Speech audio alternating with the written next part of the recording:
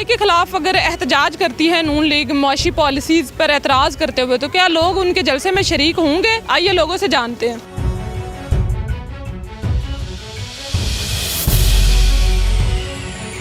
महंगाई की वजह से जो अगर नून लीग एहतजाज करती है, जलसे की कॉल देती है, तो आप इस एहतजाज में शरीक होंगे?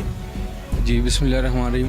नहीं, मैं तो बिल्कुल नहीं हूँगा, क्योंकि इकॉनमी का स्टूडेंट हूँ, सीए मेरी फील्ड है।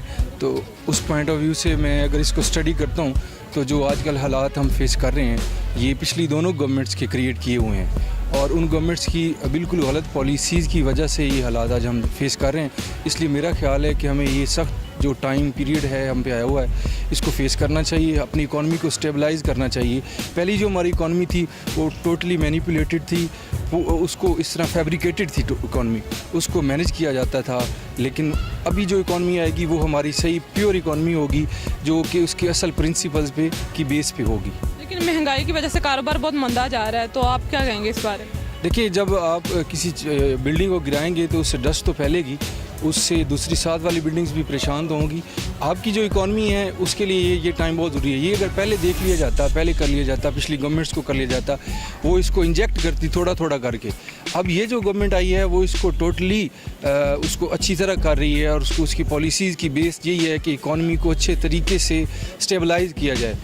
इस वजह से ये हम सबको फेस कर रहे हैं, हम भी कर रहे हैं, खुद फेस कर रहे हैं। नहीं, बिल्कुल भी नहीं, जलसे में जाने का तो सवाल ही पैदा नहीं होता, क्योंकि जो ये हालात हुए हैं अभी, जो क्रिटिकल सिचुएशन है पाकिस्तान की, वो सिर्फ पिछली हुकूमतों की वजह से ही है, जो पहले लोन लेती रही हैं, और लोन का जो क्राइटेरिया था उसको हटाने के लिए जो सूद है उसके लिए अलहदा लोन लिया जा रहा है। तो वो आवाम को तो सहूलत मिलती रही है उस टाइम में जब वो लोन लेते रही हैं, पेट्रोल सस्ता मिला, गैस सस्ती मिली, हर चीज़ हमें प्रोवाइड होती रही। लेकिन अब जब वापस करने का टाइम आ रहा तो जाहिर बात है, जब उधार आपने वापस करना है तब आपको खर्चे कम करने पड़ते हैं, मुश्किलात का सामना करना पड़ता है। तो इस वजह से अगर वो अपोजिशन पार्टी ये कहती है कि अब महंगाई है, तो महंगाई की वजह ये है कि हम पैसे वापस कर रहे हैं जो हमने उधार लिया हुआ था। इमरान खान साहब ने महंगाई इतनी कर दी है कि अगर हम जलसे के लिए जाएंगे तो फिर खाएंगे कहाँ से? अगर कोई भी गवर्नमेंट आती है तो हमें अगर उन्हें अप्रिशिएट करना है तो हमने उन्हें वोट दे के करना। अगर उन्होंने कोई अच्छे काम किए हैं तो स्ट्राइक करके हमें कोई ख़ास फ़ायदा नहीं है। तो आप इमरान खान की पॉलिसीज़ जो है उनसे मुतफिक हैं?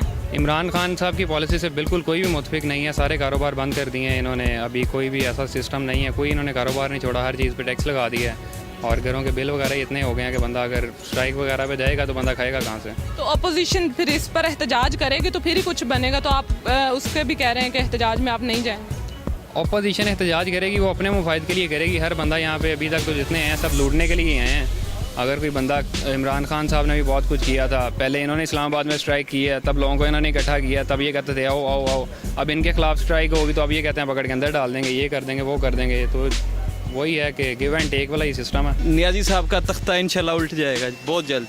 इमरान खान की पॉलिसीज़ पर एहतजाज करते हुए अगर नून लीग एहतजाज करती है या जलसा करती है, तो क्या लोग उसके जलसे में शरीक होंगे? आइए लोगों से पूछते हैं। जी, हम चोरों के जलसे में नहीं जाएंगे। जो लोग करप्ट हैं अपनी करप्शन का पहले साथ दें, फिर उनके जलसे पे जाएंगे। हम इमरान खान के जलसे में जाएंगे, चोरों के साथ हम साथ नहीं देंगे। जो मुल्क की मौजूदा सूरत हाल है उसमें इकॉनमी ज़ीरो है, डॉलर का रेट बहुत आगे है, लोग एहतजाज नहीं करेंगे तो और क्या करेंगे?